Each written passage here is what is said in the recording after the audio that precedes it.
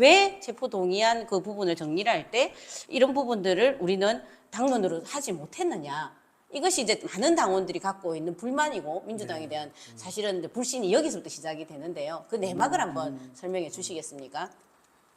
그 대장동 건으로 대장동 성남 FC 건으로 그때도 배임 삼자 뇌물죄였는데요. 1차 체포영장이 그 국회에 동의 여부가 넘어왔을 때도 그때 이미 이런 게 좀 예고되었다라고 볼 수 있습니다.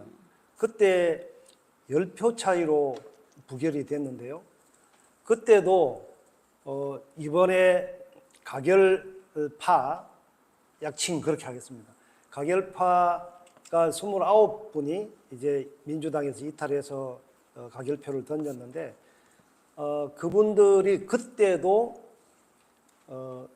이재명 당대표의 사법 리스크를 털고 가야 된다. 그러면서 당대표 사퇴를 요구했어요.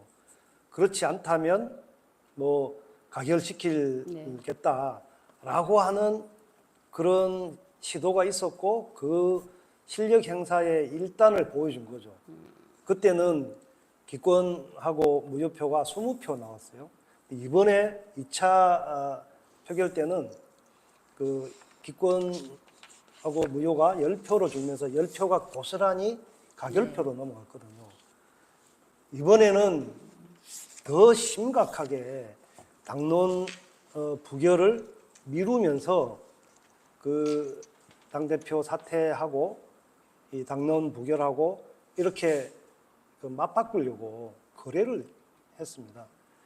그러니까 계속 당론 표결을 요구했음에도 불구하고 다수 의원님들은 지난번에 그런 하마터면 그 가결될 뻔했던 그런 걸 겪고 나서는 다들 이번에는 무조건 당론으로 부결시켜야 된다. 일사불란하게 우리가 그 정치 검찰이 야당을 분열시키기 위한 이런 그 체포영장 동의서에 우리가 흔들리면 안 되고 그 일사불란한 대응을 위해서 야당 탄압을 오히려 물리치기 위해서는 당론 부결을 해야 된다. 이렇게 요구를 했는데 안 했어요.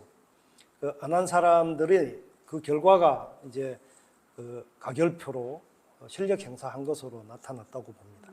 이제 78% 전당대회 때 지지율은 50%는 당원들이고 50%는 일반 국민들 여론조사거든요. 그러니까 이게 꼭 당원들만의 민주당 리더십은 아니었다.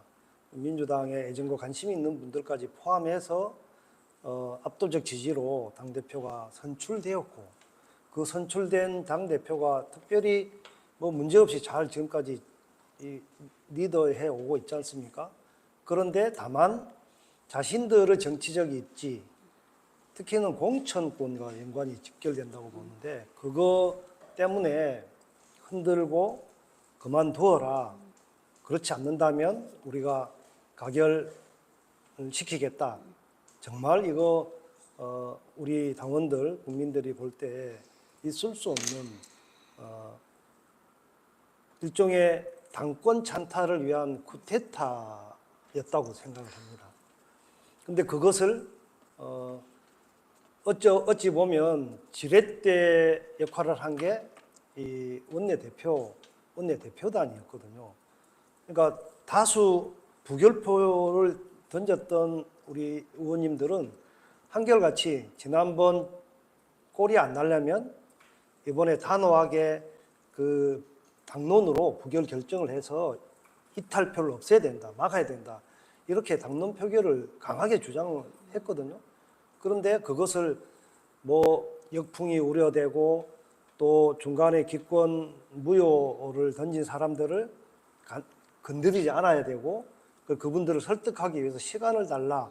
그렇게 당론 표결을 미루면서 막판까지 그 당일날입니다. 21일 오전에 그 원내대표가 그 단식 중인 그 당대표 병원에 찾아가서 이거를 마치 최후 통첩처럼 당대표 협박이었겠네요. 사퇴를 약속하지 않는다면 결과적으로 가결파를 설득시킬 수가 없고 가결되면 민주당이 더 큰 혼란, 지도부가 붕괴되는 부재 상태에 빠지게 되니까 그걸 수용을 해달라. 근데 결과적으로 이재명 당대표가 그 사퇴 요구를 거부한 겁니다. 거부하면서 결과적으로 이제 아까 29표에서 39분 정도가 가결과 기권 무효로 그렇게 해서 사실 검찰의 그 불법 부당한 체포영장에 편승해서 당의 당권을 빼앗아 가려고 했던 그런 아주 나쁜 선례를 남겼다고 생각을 합니다. 아까 이제 그 왜 원내 대표가 당장 사실은 그런 사태에 직면하면 가결 사태에 정치적 책임을 지고 뭐 물러나는 게 너무 마땅하지 않습니까? 그런데 계속 그것도 그만두지 않는다고 했다고요? 네. 뭐 말로만 네. 사과하고 책임을 와. 통감하고 뭐 자리에 연연하지 않겠다 이런 식으로 와. 그날만 해도 3번의 의원 총회를 했어요. 정말 놀랍습니다. 예, 아주 무책임한 그렇죠. 행동을 했는데 네. 그거는 이게 미리 준비된 당권 찬탈 음모의 그런 그 시나리오 속에 오히려 당 지도부면 이제 네. 원내대표가 아니라 당 대표고 네. 최고위원회거든요. 네.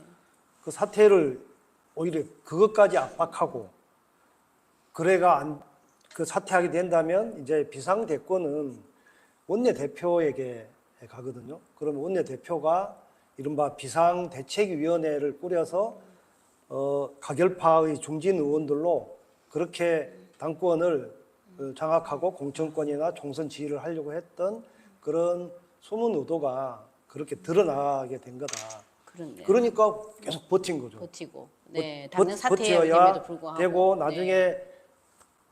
대다수 부결파 의원님들이 사퇴를 요구했을 때 자리에 연연하지 않는다 하면서 시간을 끌고 뭐 그 다음 날짜로 비대위를 미루거나 꾸리려고 했거나. 또 네. 한편으로는 뭐 일부 가결파 의원이 나와서 이재명 당대표가 그 요구를 받아들이지 않았기 때문에 그런 거다. 이렇게 될 줄 몰랐나? 이렇게까지 큰 그걸 소리 받아들여야 됐었나요? 그러니까 말이 안 되는 거죠. 참 어이가 없네요. 네. 역사적 심판을 네. 정치적 심판을 가결파들은 우리 민주당 그 역사에 정말 아주 치욕으로 네, 치욕이라고 기록될 생각이 겁니다. 됩니다.